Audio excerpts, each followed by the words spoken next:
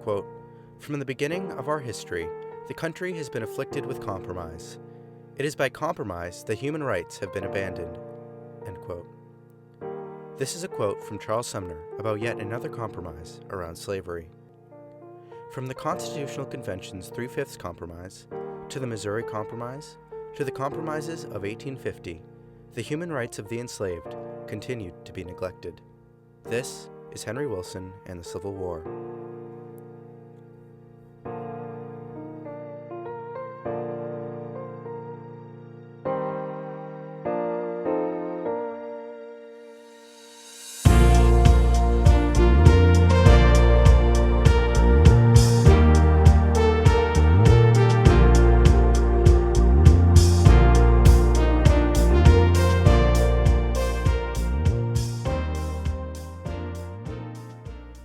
Outside of the paper business, the political dealings of the Free Soilers after the 1848 election were busy. Wilson recognized that the only way a party their size could reach success would be through a strong inter-party coalition. Such a coalition would not be possible with the Whigs, of course, so Wilson needed to turn to the anti-slavery Democrats. At the Free Soil Convention in 1849, Wilson managed to corral Free Soilers, many of whom were former Whigs and deeply critical of Democratic policies, into supporting a platform which endorsed many Democratic positions. In turn, the Democratic Convention the same year called on Wilson to approve some of the resolutions before they made it to the floor. As the Free Soil Democratic coalition strengthened, an upheaval of abolitionist politics would occur from a deal in Congress that would reshape the future of the nation.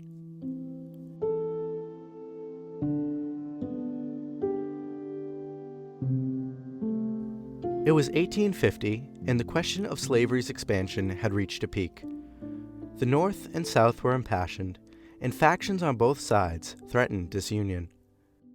Tensions could be felt across the nation, and especially in the halls of Congress.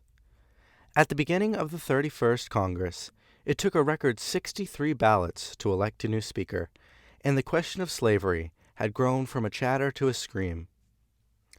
In an effort to dissuade states away from disunion, Senator and old statesman Henry Clay worked to broker a compromise. His bills gained little traction on their own, but following a reorganization by Senator Stephen Douglas of Illinois, the compromise effort got off its feet. Douglas and Clay organized a deal that would settle the disputes pressing upon Congress. 1.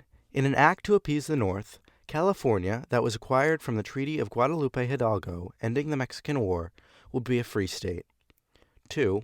In an effort to appease the South, the New Mexico Territory and the Utah Territory would have their slave status determined by popular sovereignty, the idea that the people of those territories get to vote on whether or not to prohibit slavery. 3. In another point for the North, the slave trade would be banned in Washington, D.C.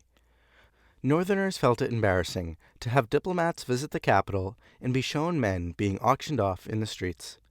To be clear, this didn't abolish slavery in D.C., only the physical selling of enslaved men and women in the public.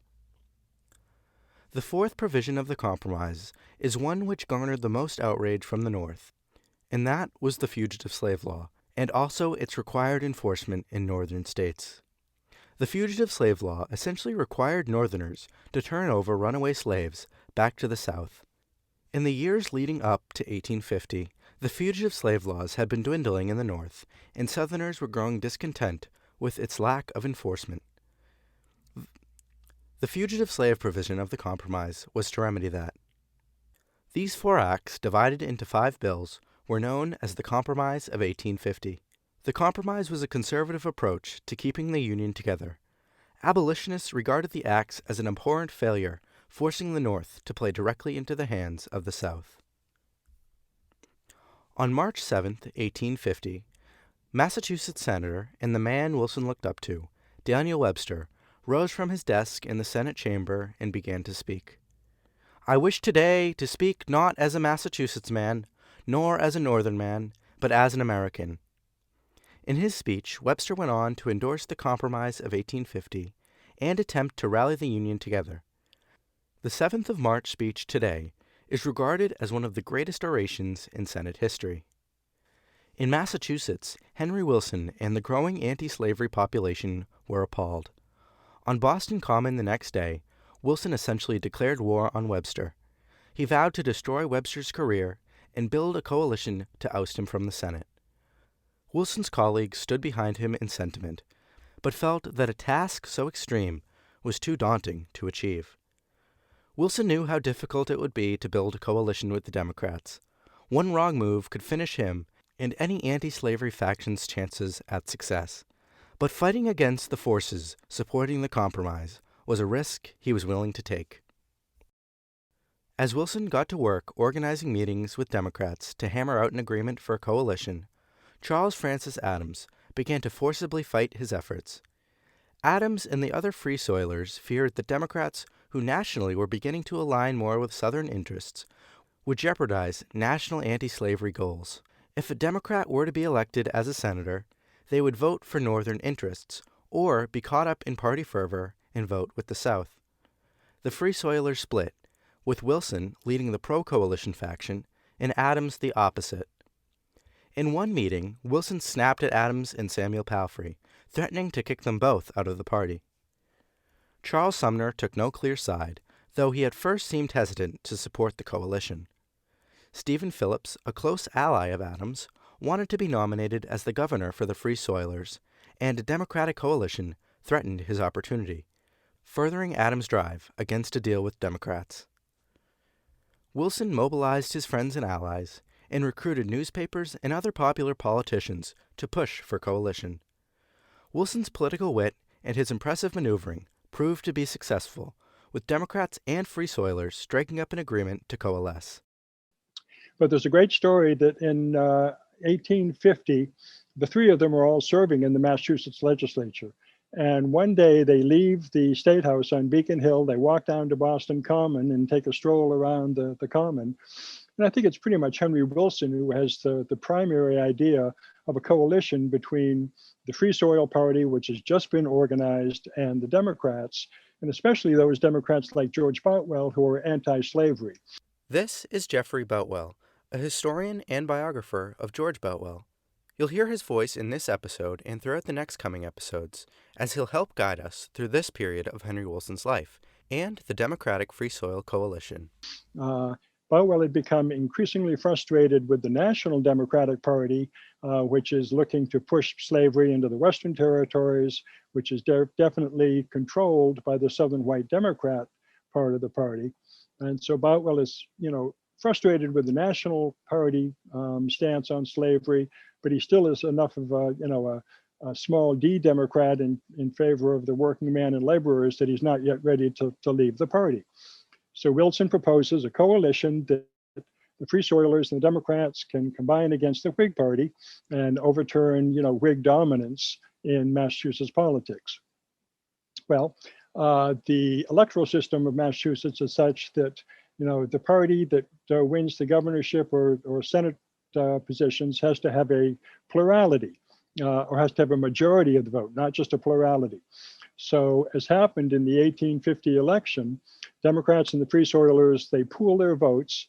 And even though the Whigs win most of the votes, even if the Whigs win 48% of the vote, and say the Free Soilers and Democrats only win 26% each, if they combine those, they get 52% of the vote, and they're going to get their man elected, which is what happened. Democrats would get to nominate the governor, while the Free Soilers would get the next open Senate seat.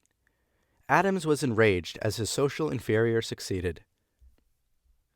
Thanks to Wilson's leadership, the coalition had a strong performance in the election, winning majorities in both houses of the Massachusetts legislature. The Democrats nominated George Boutwell as governor.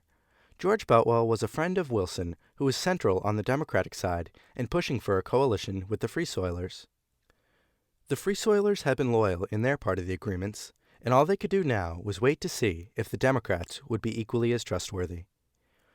With the Democrats obtaining the highest position in the state, their attitude towards coalition shifted. Wilson began to become uneasy with the prospect of Democrats being true to their word. He worried that by the time the Senate seat opened, the coalition would be weakened, and Democrats wouldn't hold their end of the deal. On a cold, frost-covered afternoon in November, Wilson ran into Charles Adams in the street and expressed his concerns about the coalition's failings. Adams basically said, "I told you so," and walked away with pride, having stood against the bargain from the beginning. On New Year's Eve, the two factions met. The Democrats and Free Soilers both chose 5 men to sit on a committee to affirm their coalition and settle the leadership arrangements of the State House. Both parties agreed that the Democrats would get to elect the Speaker and Clerk of the House, and the Free Soilers would get to elect the President and Clerk of the Senate.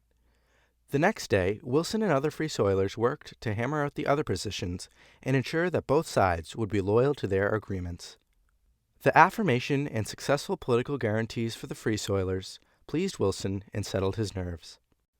The Democrat Boutwell was officially elected to the governorship.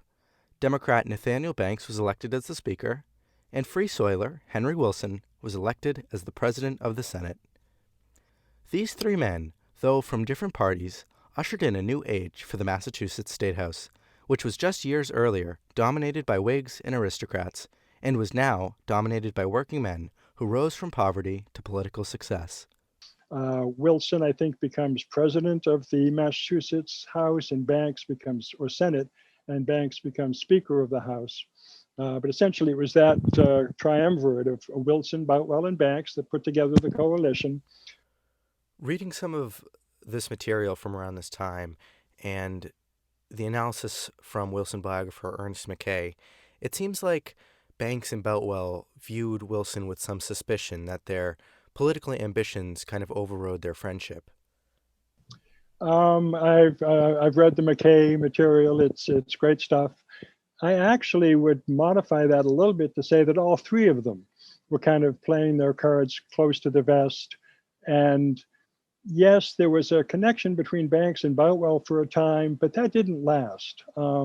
By the 1860s, Nathaniel Banks they're still communicating, they're still in touch, of course, because they're Massachusetts and they're supporting the Union war effort. But I don't consider Nathaniel Banks to be one of George Boutwell's, really close friends. So in that respect, I think each one of the 3 kind of came together in a marriage of convenience in the coalition, and then, of course, working together to found the Republican Party. And then when Wilson goes to the Senate, Banks goes to the House of Representatives. Boutwell is Commissioner of Internal Revenue, but then he goes to the House of Representatives. They certainly had a lot of commonality of interests, but I never really got the sense that all 3 of them were bosom buddies. Though Wilson had achieved this high position in the State House, his work was not yet done. Sumner still needed to be elected to the U.S. Senate, and Democrats began to withdraw their agreements. Democratic newspapers argued that the Free Soil Democrat coalition was for state politics and not national positions. Democrats who had been supportive of the coalition, and even some who formed and agreed to the conditions, began to oppose it, holding a private meeting in an effort to defeat Sumner. On January 6, 1851, tensions ran high in the State House as the vote to elect the next U.S. Senator was debated. Sumner now faced opposition from Whig Robert Winthrop, who had gained some support from Democrats. Needing 191 votes to be elected, on the first ballot, Sumner received 186, Winthrop 167, and 28 votes were scattered. Wilson worked the floor, trying to use his political talent to reignite the coalition and get Sumner elected. After another failing vote on the 6th, the election was pushed until the next day, which showed similar results. As the weeks went on, Sumner received calls from both Free Soilers and Democrats to give up, but Wilson pushed to quell the fears and improve Sumner's chances. Wilson, being the main negotiator, faced criticism from all sides, with charges of corruption and failure. The coalition had fallen apart, and Wilson faced public humiliation for his disastrous plan, which gave so much power to the Democrats. Caleb Cushing, a charming Democrat, stepped forward to lead the Democrats' bid. Here's a passage from Ernest Mackay's biography of Wilson, which reads, quote, "Cushing, a charming, learned man, in contrast to the crude Wilson, contended that the election of Sumner would bring disunion. For added measure, he had a distinct dislike for shoemakers in politics. As he looked around the State House, he saw not only the Nada Cobbler, the President of the Senate, but also Amasa Walker, the Secretary of the Commonwealth, John E. Alley, a senator and member of the Council. All were shoemakers or held interest in shoe trade. There were others too, and the shoe towns generally supported the Free Soil Party." End quote. At the time, shoemakers tended to be political radicals, a sharp contrast to the conservative viewpoint of Democrat Cushing. Cushing called for any other Free Soiler to be elected, as long as it was not the radical Sumner. Cushing even preferred the shoemaker Wilson, but Wilson continued to push. As the months went on, Sumner's chances of being elected were dashed, and newspapers called his election impossible. Wilson, fond of improbable prospects, worked even harder. Wilson maneuvered and lobbied the representatives in every way. He followed them to their homes, pleaded with them during dinner, and pushed as hard as he could for his friend to be elected. On January 23rd, the House voted with 194 ballots going to Sumner, a margin big enough to win. Though the 194 votes was enough to give Sumner the victory, one of the ballots was unclear in its intention, with Wilson's name being marked off with a pencil. The election committee also found that 2 votes more had been cast than members present. The state was electrified, waiting for results. After 3 more votes, all coming back indecisive, the House adjourned, planning to hold another vote the next day. On the first vote the next day, once again, 2 more votes were cast than members present. Anger erupted as members charged that some representatives were trying to delay the vote in support of another candidate. In the next round, voting envelopes were used to ensure correct counting. 193 votes were needed to win, and when the votes were tallied and the numbers were verified, Sumner had gained exactly 193, securing him his seat in the United States Senate. No one knew who the one member was who changed his vote, but Wilson suspected it was Israel Hayes, a member he had pushed passionately in the days leading to the election. Sumner received the news in the home of Charles Francis Adams, the opponent of the coalition that got him elected. This again highlights the aristocratic nature of the men. Rather than being with the poor Wilson who had fought so hard for his election, Sumner chose the socially higher ground. When Wilson received the word of the victory, he was overjoyed and joined in a 1,000-people celebration around the State House. Wilson spoke, saying, quote, "Victory this day consummated dates from the 7th of March, 1850, when that great man stood up in the Senate and repudiated the long-cherished sentiments of Massachusetts." End quote. Wilson's speech was a reminder that all of this tension and ruckus was caused by the Compromise of 1850. Wilson received a note from Sumner the next day thanking him and saying, quote, "For weal or woe, you must take responsibility for having placed me in the Senate of the United States." End quote. The United States Senate now had a passionate anti-slavery leader in its midst. All of the work and struggle in the state had culminated in what Free Soilers hoped would be a win for freedom.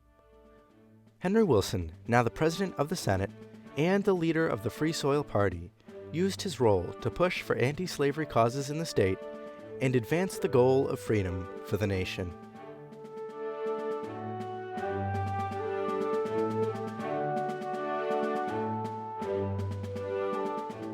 We certainly covered a lot today. We discussed the forming of the Free Soil Democratic Coalition, the Compromise of 1850, and Sumner's election as the first Free Soiler in the Senate. This is one of those key moments in Wilson's career that he isn't remembered for in the way he should be. As I've touched on and will go into later, Sumner is remembered much more than Wilson is, though if it weren't for Wilson, Sumner certainly wouldn't have been elected. Just about all of the key players in this episode went on to have success in national politics, so look out for some of their names in future episodes. And a big thank you to Jeffrey Boutwell, who is currently working on a book about George Boutwell, the man elected as governor in the Democratic Free Soiler Coalition. Boutwell lived a fascinating life which closely aligned with Wilson. You can check out Jeffrey Boutwell's work at jeffreyboutwell.com. JEFFREYBOUTWELL.com. And look out for our conversation together, which will be released as a bonus episode in the future. If you found today's episode interesting, I encourage you to subscribe or follow so you don't miss any new episodes. And if you're interested in seeing some images of Wilson's life and maybe doing some more reading on your own, check out HenryWilsonHistory.com, my website dedicated to information on Wilson. If you have any questions or comments you'd like to share, please email them to HenryWilsonPodcast@gmail.com, and I'll do my best to respond in a future episode. Thank you so much for listening, and I can't wait to speak to you more on the life of Henry Wilson.